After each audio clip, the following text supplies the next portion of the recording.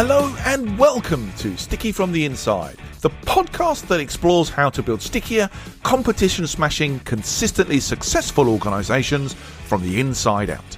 I'm your host, Andy Goram, and I'm on a mission to help you turn the lights on behind the eyes of your people, light the fires within them, and help more of us lead successful, fulfilling work lives.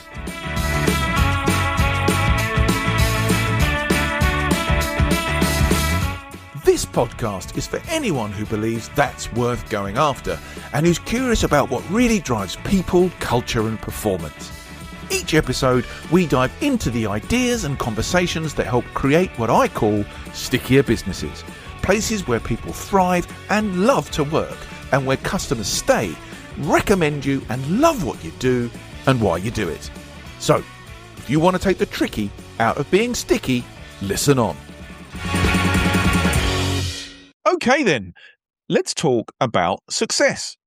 It's a word we rarely question. We build careers around it, measure ourselves by it, quietly maybe compare our version of it with everyone else's.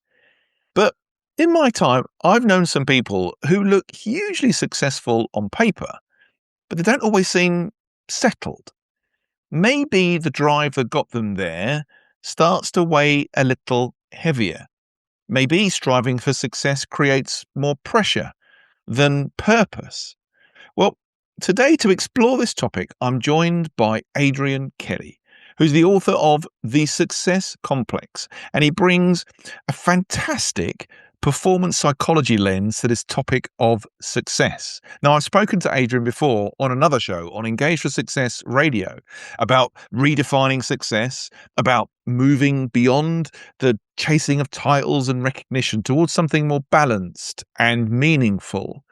But what stayed with me since that conversation is what might be bubbling underneath the surface of this success stuff, of our quest for it, or maybe even in times our avoidance of it. And if success becomes part of our identity, does that change how we see ourselves or even how we judge others? If we label someone as unmotivated, are we actually seeing the real picture or just measuring them against our own perspective of success? And what about in high-performing environments, in teams where the big problems, maybe they're largely solved and dealt with? Does success mean we become far more sensitive to the smaller ones? And do those expectations quietly rise in ways that create new tensions or new forms of success stress that feel hard to deal with and address? I don't know.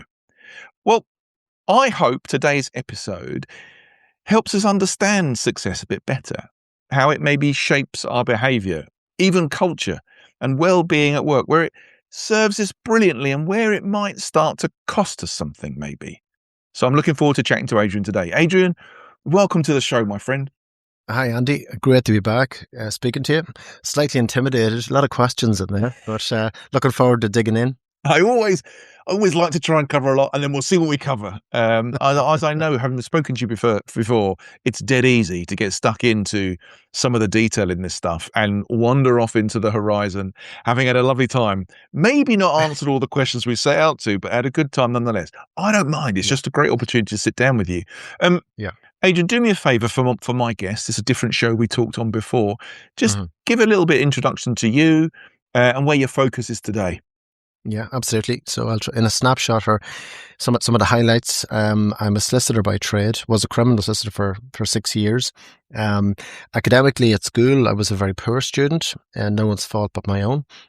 Scraped my way into a bargain basement law degree and found that the legal profession suited me in many ways. And for our younger listeners out there, I think it is important to know that while school tests a lot of our skills, it's only when you find what really interests you that things start to get a little bit easier, I find. And once you actually want to learn the information that you're being taught, that makes a world of difference. So just to add that nugget in there.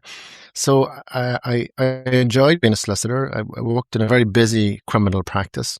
And the thing that changed for me around 2010 was the financial crisis. And what had happened there was, in the legal profession in Ireland, a lot of solicitors were doing conveyancing, buying and selling houses.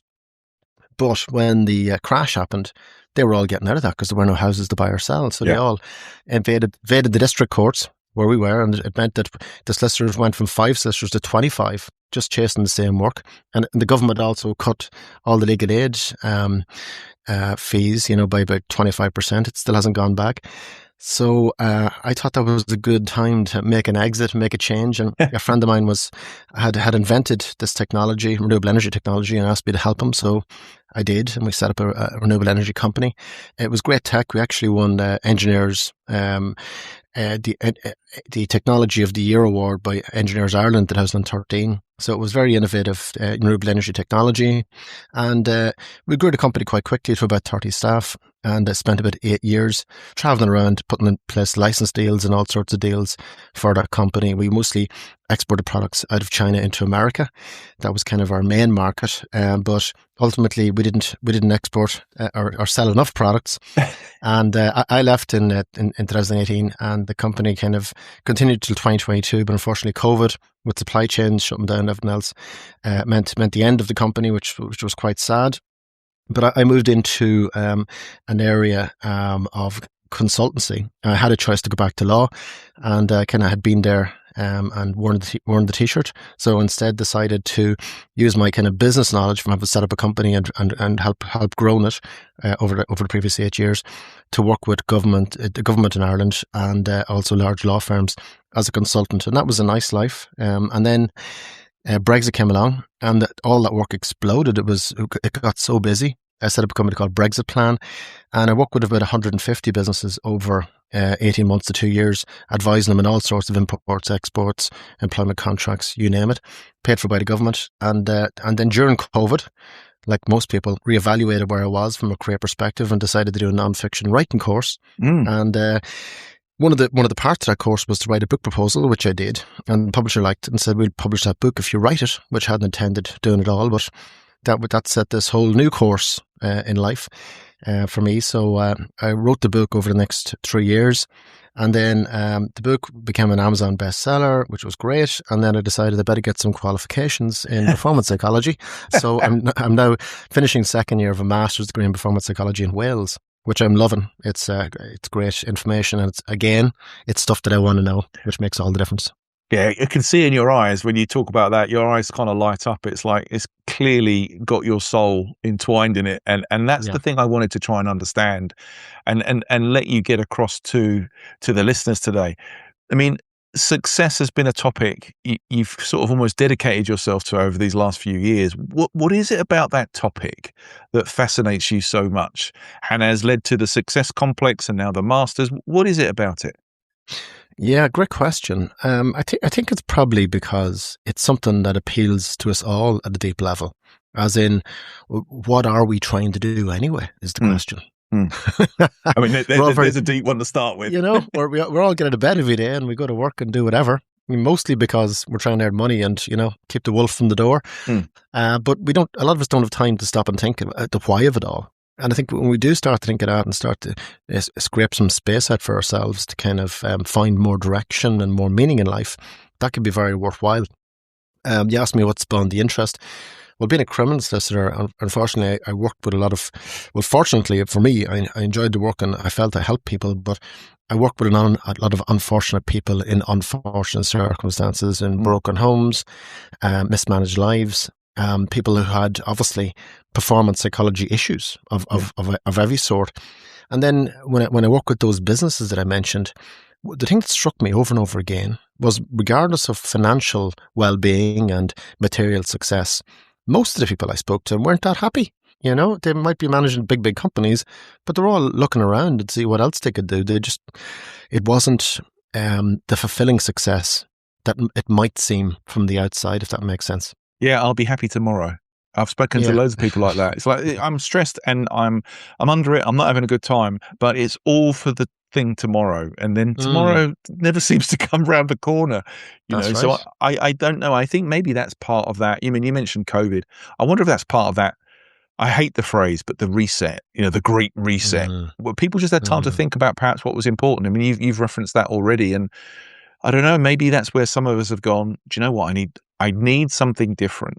And I think this is what's fascinating about this topic of success, because I wrote down here, I need to ask Adrian what his definition of success is. And as I wrote it down, I went, that's a mad question, because there isn't one single definition, is there? No, it's your own personal definition of what success means to you. Ultimately, that's true success, and that sounds like a cop out. It sounds like something you might, the Wizard of Oz or something. If you just click your heels together, dream of what success means to you. But in the book, what I try to do, and I think this is a good place to start. Yeah. The title of the book, first of all, Success Complex, is a complex in the sense of a fear of heights or small spaces. So if I had a complex about heights, I wouldn't want to climb a big ladder. What's your success complex? Most people don't even realize that they have one, but there are very typical blind spots that hold people back from achieving things they want to achieve, even overtly. They might be aware of where they want to get to, whether it's that career ladder, whether it's a monetary sum, whether it's a new car, whatever the hell it is, relationships. And usually what holds them back is themselves. And there's some absolutely fabulous work done in the early to mid to late 1970s by Daniel Kahneman and Amos Tversky, who essentially supercharged this area of research. They were both psychologists, and Daniel Kahneman actually wrote a very famous book called Thinking Fast, Thinking Slow, which listeners, I'm sure will, and he later won the Nobel Prize in Economics. A psychologist winning a prize in economics is a very rare thing, but his prize was for the fact that he actually demonstrated that people are irrational when it comes to financial decisions, and models that assume rationality are incorrect. And he focused a lot on different aspects of irrationality. And that's really a great place to start in this conversation, because a lot of what holds us back from getting what we want is usually some irrational blind spot. And there's a couple of those which I'd like to cover in our conversation, but I'll let you guide where you want to go. Well, no. I'm fascinated by this. The blind spots of success, I think, is great. I mean, even the statement that you made about people kind of know where they want to go. I don't know if we all do we? I mean, I think that is perhaps the first step of what does success look like. But I'm absolutely in your court and want to hear more about how we get in our own way and what these blind spots might be, whether it links into some sort of imposter syndrome, whatever it might be. I bet it's really not trying to nick your word, but I bet it's complex on the other side of it. Well, the book, how you hook people into anything, I think, is you have to show them a level of practicality. I mean, you can talk about esoteric, abstract concepts, but unfortunately, people want a lot of fixes at times. And we have to, so I try and give people some of that as well. Listen, okay, here's some genuinely practical things you need to understand about yourself as a starting point, and here they are. So here's number one on my list is anchor bias. And anchor bias would mean something that I came across reflecting now 20 years ago when I was a criminal solicitor. And anchoring bias is we judge the world by our past experience. And what that means is, and this is very much Daniel Kahneman's work and Amos Tversky, it means people struggle to see past their current reference point. So, if your world is, a housing estate, a job that's 5 miles away, and the shopping centre, and maybe the local pub, well, that's your world. It's hard to see past that. And there are so many ways that you can help yourself see past that, not only by what you read, the people you associate, role models that you can kind of, you can see other people from your area maybe do well, whatever else. And unfortunately, there's a lot of circumstances in psychology in small towns, which I'm sure your listeners will be familiar with. Downward comparison is one. So just say your life isn't the way you want it. Well, generally, there's a bias. You'll try and either critique other people who maybe you perceive as more successful than you to make yourself feel better. That's, and these are all the negative spin-off things of anchoring bias, The second thing I'd like to focus on, and I do deal with these one by one in the book and offer solutions, is this notion of IQ, this notion of defining potential. And as I get into detail in the book how IQ tests originated, Alfred Binet, who was a psychometrician, was hired by the French government at the turn of the 19th century to try and identify shortcomings in the French educational system. And he did that by compiling the first IQ test. And it wasn't designed to measure potential, and still isn't. It was designed to find blind spots or shortcomings in the educational system, but it's been latched onto as this gold standard of potential. But what IQ tests don't test for and don't show is intrinsic motivation, adaptation, creativity. They can't measure any of those things, resilience, any of those key things that are very, very important for any sort of business success or any success as I would regard it, Yeah.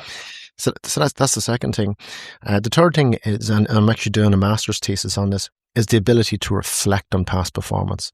So if things haven't gone the way we wanted in the past, people have a reluctance to go back and analyze their past performance. And there are 5 big personality traits. And one of them is conscientiousness. And that means your ability to prepare for things, your ability to kind of self-critique. And study after study after study have shown that people's willingness, probably less than 20% of people will actually reflect on what didn't go well for them and try and adjust it. But right back there, reflection, that's where the gold is. That's where the learning is. If you don't go back there and study what hasn't worked or what you could do better, well then what chance do you have of actually changing your behavior to have a more successful outcome next time around? And there's a classic example of this, which is, I think is a great example. And your listeners will be familiar with Top Gun. So Top Gun is actually a true story to an extent, not with Maverick, but back in the early 1970s, the US Navy had a real problem. The real problem was that their kill rate, the shoot down rate for jets, these Harrier jets, in aerial battles, they call them dogfights, was 1-to-1. They were losing one aircraft for every enemy aircraft they shot down in in various wars, including Vietnam, wherever.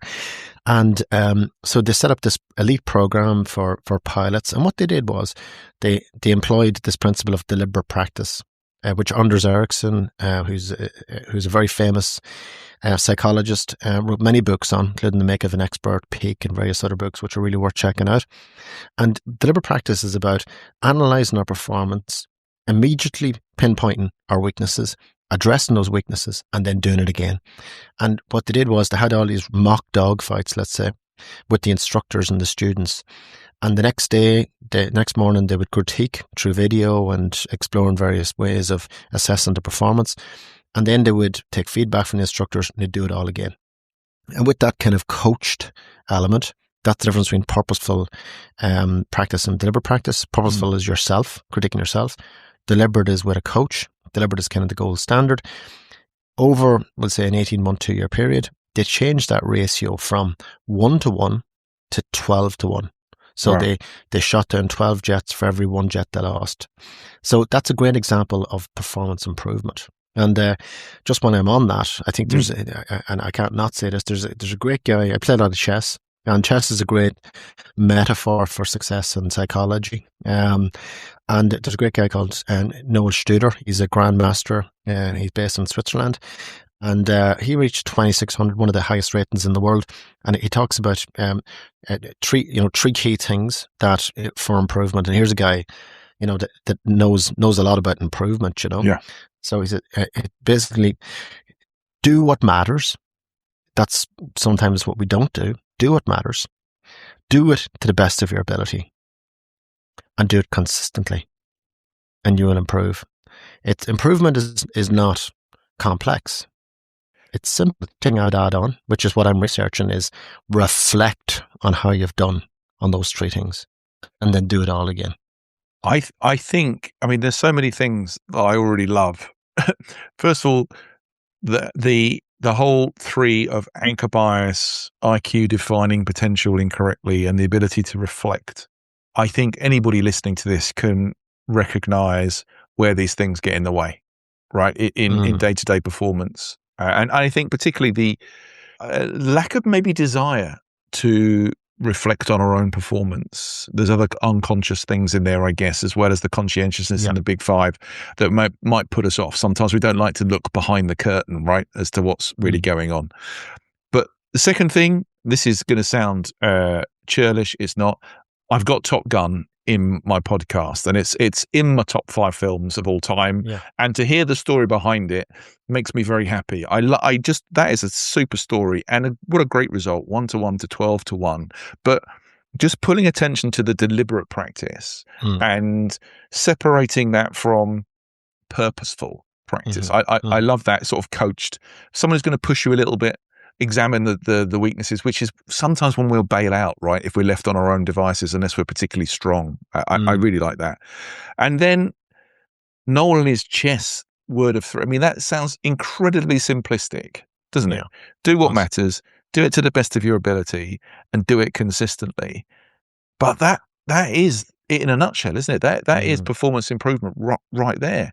And if you combine that with coaching and an open mind, and I guess bravery, then you're on the route, right, to success. That's right. Well, I'm going to leave your listeners on this point of the conversation with a visual, and I'm working with an animator at the moment to do some animation to try and really bring these key messages home from performance psychology. If we visualize a car, okay, so the wheels of a car where the rubber meets the road, where we make the progress, and if there are 4 wheels, so think of 4 wheels, just what we spoke of there. So do what matters, wheel number 1. Do it to the best of your ability.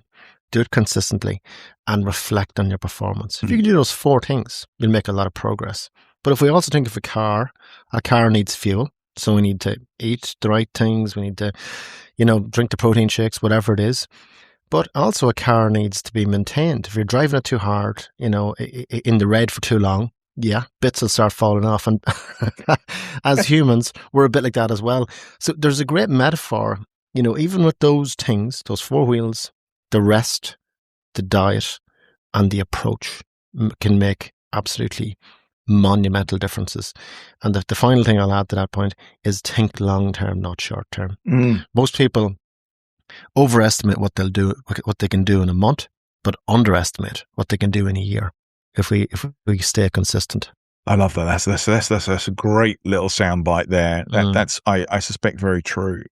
I want to ask you a quick question before we leave this blind spot topic. There's a lot of stuff in there. I probably used the wrong word, but there's what's holding us back, the negative piece around performance, perhaps not reaching where we could, not fulfilling our potential. Is there links in here psychologically, perhaps when somebody has been already very, very successful? Is there a point at which that success is actually an inhibitor or a limiter of growth and potential? Is that shown up in your work too? Yeah, well, I'll give you a couple of examples on that. I think, first of all, we always need to reflect on how we approach things, in terms of our own way. Just because something has won the game yesterday doesn't mean it'll win tomorrow's game. And if you look, for example, at probably the most successful sports person or one of the perceived, Michael Jordan, one of the most perceived successful sports people. He went on to manage the Charlotte Hornets, I think it was. Yes, and, it was, yeah. And I don't think it was a very successful enterprise, but by all accounts, he tried to, similar to Roy Keane, I suppose you could say, as a manager, he tried to treat the rest like he did when he was a player. He was the alpha male, he gave people a hard time, he didn't back up conflict, blah, blah, blah, which doesn't always translate to good management. And that sometimes is what good players struggle with when they step into that management role.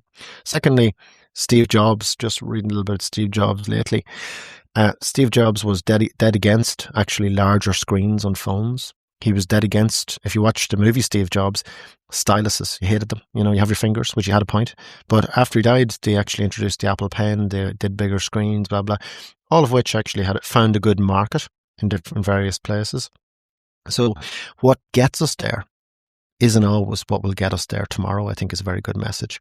And confirmation bias is one of the big things we always need to watch out for, because the more data we have, the more we think we see patterns in it, the more we have the likelihood to confirm what we think we already know, rather than actually appraising the data from a kind of a neutral position, so to speak.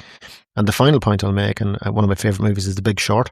Oh yeah, the cause of the financial crisis was these overvalued CDOs, collateralized debt obligations. And while it mightn't have been easy, if they had put their mind to it, they could have easily valued them properly and probably avoided the catastrophe that was the financial crash. But people had made so much money for so long on these CDOs that, as you say, look behind the curtain. They weren't willing to look behind the curtain anymore, and they were only willing to hear what they wanted to hear, and that's always a recipe for disaster. Absolutely. I think that kind of getting into a rut of doing things and they have success, it's relative. Trying new things, expanding your thought, going different routes could release the next big thing, right? I think that's definitely getting out of your head. Okay. Now, we joked at the start about how many questions I put in the intro today. Let's let's have a think of if we can knock off another one of those things. And I hear this a lot when I'm in training rooms or doing development work with organizations. This frustration of people who are dealing with people who they believe are not motivated. They're not motivated to try. They're not motivated to succeed. Just not motivated. In fact, they don't seem to care. From my perspective, I wonder whether this is a very damaging label to be putting on people. I suspect there's a load more going on underneath it. I know at times when I've maybe appeared unmotivated to colleagues, there's normally something much deeper going on than me not being interested or don't care about stuff. So in your work, does this come up? And how should we be dealing with people who appear to be unmotivated? That's a great question. It's actually a question I got on a live radio in Detroit last September. Oh, and it really threw me because this is a live show. We only had 4 to 6 minutes, and he said, Adrian, what do you do if people don't want to be motivated? I was like, I was actually, whoa, that's a tough question. So I kind of avoided it at the time, but I made sure to research it and think about it a lot afterwards and ruminate on it. And I think there's 2 things. First of all, you speak about organizations, and I think people will find this. I don't think any organization can make you happy. It's very difficult to have any group of people under one roof and keep everybody happy and, essentially ensure that they fulfill your goals or make sure that your job is giving you the fulfillment that you want, because you're there for a particular reason. It's usually a financial one, whatever.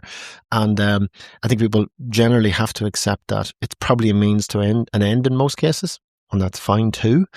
Now, in terms of not being motivated, maybe the interests of the organization and the individual are very misaligned, in which case either or both probably need to have a conversation and see if there's a better place, maybe somewhere else for the individual, or maybe they come to that decision themselves. But I don't think that there are that many people that are truly unmotivated. I think we all have goals. I think it comes down to the confidence to chase those goals. Yeah. And I think it's about getting, I love the phrase, the law of small wins. So if we want to move in a particular direction, it's a little bit like sailing a boat. You've got to change the direction of the sails, and you've got to look for the first puffs of wind in that direction. And that comes from biting off very achievable goals that build momentum, build confidence, and start to put those building blocks in place to kind of build something worthwhile in that direction. And I think it's about patience. If you're trying to coach somebody, particularly if we're talking about a parent here, that's dealing with a child, whatever, it's about patience, and it's about starting small, getting those small wins, building confidence, encouraging the person, and hopefully, they'll find their own wind in their sails before long. I think that's the thing that I think potentially puts people off, or managers, leaders off, is that takes an investment in time and understanding the individual.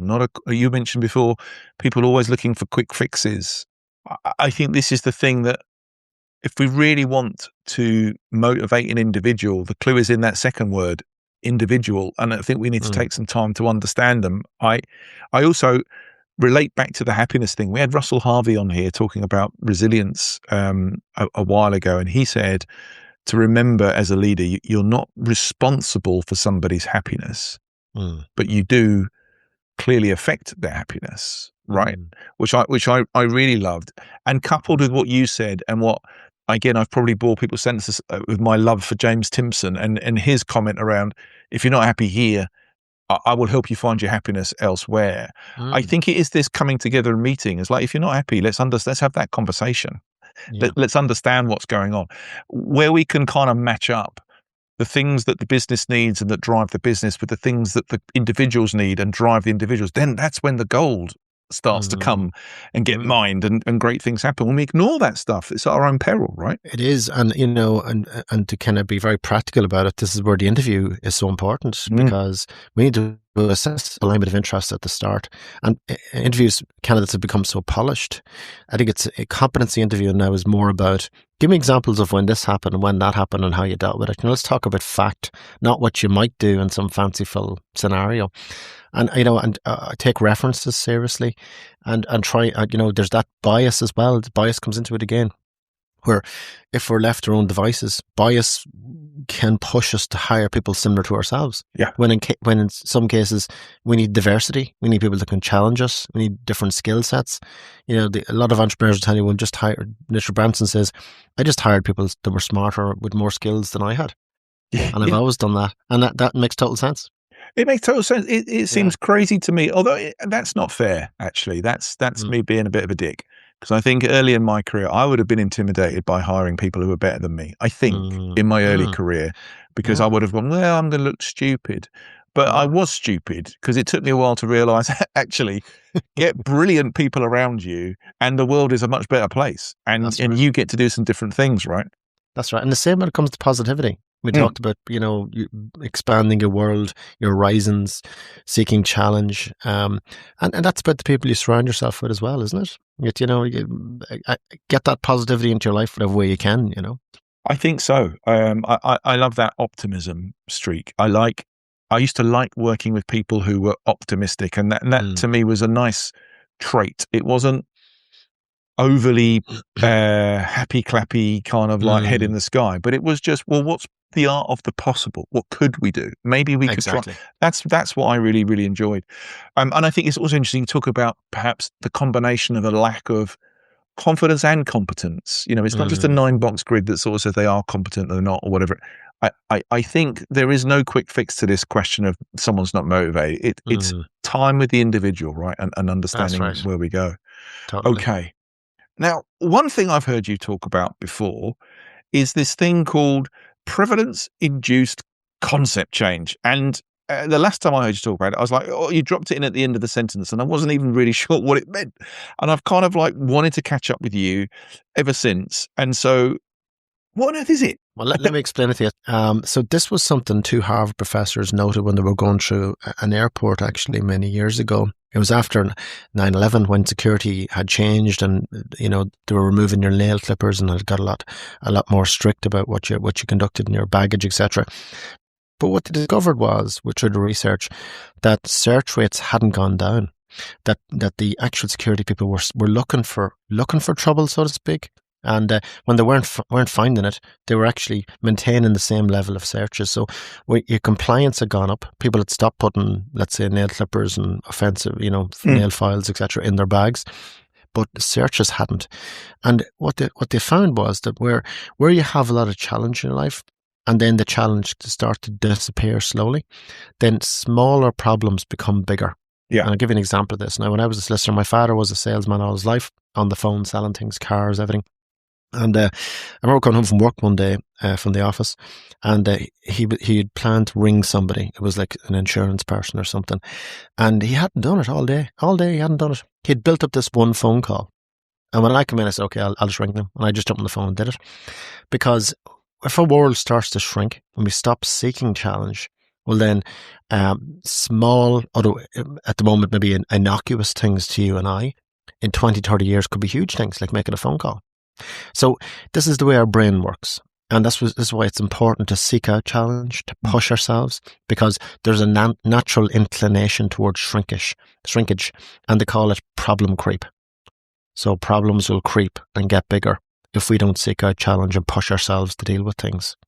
Which is really, if people don't take anything else in this conversation, it's worth reflecting on that, because there's all sorts of ways we can push ourselves. And, the old phrase, use it or lose it. It's like physically and mentally. If we don't stop pushing, challenge ourselves, seeking the next opportunity, the next goal, well then, unfortunately, smaller things can start to seem bigger, and the world can become a more challenging place, which is kind of scary. Yeah, I guess there are different personality traits that would probably lend themselves greater to that internal challenge, right? And others of us who will struggle with that with that push. I mean, every time I go out for a run, I struggle with the push in my head of it's quicker if you go left, Andy, and no one's watching. Yeah. And depending how I'm feeling, I'll carry on or I'll go left. Whereas other people are far more driven to challenge themselves and push. You picked up on that in your research clearly.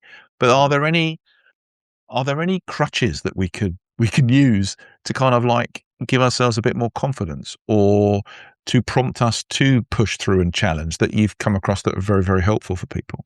Well, there's certainly techniques. I mean, you mentioned running there, and, I'd refer your listeners to James Clear, in Atomic Habits, and how we can make short-term fun things like scrolling on your phone aimlessly, or, things that give you that dopamine hit that aren't very productive in the longer term, make those harder, and make the longer purposeful things like actually getting out, going for a run, easier.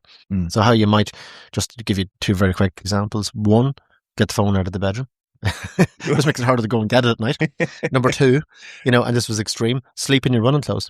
So when you get out of bed, just put the runners on and go for a run. Hey, I mean, you say that, honestly, the days I've woken up going, it looks a bit dark, it looks a bit cold, and I've got to go into another area of the house to go and get my running kit out of the tumble dryer or something from the day before. I swear to God, the days or nights I have said, right, tomorrow I'm going for a run, and my kit is by the side of my bed, it's harder not to get up and put it on and go out. And it's always the thought of doing it that is the worst part of it. Getting out, I might look like I need emergency help from an ambulance, but I'm out, right? I'm out, and it's never as bad as I think it's going to be. Absolutely. Here's the key. So what you've done there, you've put a system in place. Your system is, you've got your clothes there. There are various systems that help. You mentioned crutches. So the crutches, you might have a lack of discipline. You might feel tired. You find excuses not to do something. So instead, put a system in place that makes it easier. So I'll give you a couple of examples. One, put the recycling bin close to where you park the car. Take some rubbish out of your car and put it in the recycling bin as you go in the door every day. Number two, you don't want to eat junk after 7 o'clock. There's a thing called a kitchen safe, where they now put the junk food in, and it's on a timer from 7 to 7. You can't get at it. I love the idea of that. My kids would go mental, but I love the idea of that. Number three, put a bowl of fruit on the table, that's visible. Put the beer and the chocolate to the bottom, the bottom of the fridge. It's hard to get at, whatever it might be. So when you're highly motivated to do something, then put a system in place that's going to account for when that motivation or discipline dips. I think that'll help a lot. And here's a little exercise you should all do. I'd encourage you to do. Make a list of small things that are not helpful that you do engage in on a daily basis. Make that list, draw a line. Beside it, write the long-term thing that you'd rather do that's associated with that. And then on the next page, you're going to write down how you're going to make the short-term thing harder to do, and beside it, how you're going to make that long-term beneficial thing easier to do. And do that for 3 to 5 things in your life, and see how that changes. Now what you're doing is you're systemizing. That's your crutch. You're putting a system in place, basically for future you, which are like guardrails, to direct you to a more productive place. Oh, lots to think about for me to do there, my friend. I like that. I do like a system. I would like to consider myself quite a free-spirited, creative person, but I have come to learn that whilst I enjoy those things, actually I've learned that systems are the way to kind of develop something. Even creativity, I think, is a system in a lot of ways, like a process. Allowing that space, exactly. Allowing that space, particularly in the morning. Yeah, 100%.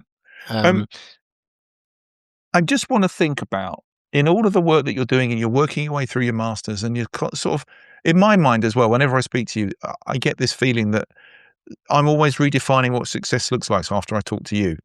And I'm getting older. I mean, you're getting older, not being rude, but with kind of like, success, I guess, in relative terms. Turned 52 weeks ago. Wow. I am so far ahead of you. It's ridiculous. I wonder whether, if we were whispering in the ears of the younger, slightly darker haired selves, when you would whisper in their ears about success and what to think about and how to maybe frame it in your head, what advice would you giving your younger self today, Adrian? Yeah, great question. I mean, there's lots you could advise your younger self on. I mean, one of the key things which I'd say to myself, and I think it's important to say on this show, is the actual definition of what happiness is, and we've talked about success. Happiness is slightly different, I think, than success. And I deal with this in the book in great detail. And there's two kind of main competing factors when it comes to defining happiness. And one is this hedonic happiness with hits, so you go partying, drinking, doing whatever, and, you get this endorphin hit, but it doesn't last. And, generally there's a low to follow afterwards. And then there's this other definition of happiness, which is eudaimonia, which is Aristotle's definition of happiness, which we've spoken of before, which is, it's not like, laugh out loud happiness, but it's rather an underlying well-being. And how that's put in place, again, with a system, it's the pursuit of personal growth, Aristotle taught. And if we can have at least sketch out some sort of path or direction to increased well-being, well, we can have good days and bad days, but guess what? We've got this well-being to fall back on, this plan that we have in our minds. And hopefully my book helps sketch that out.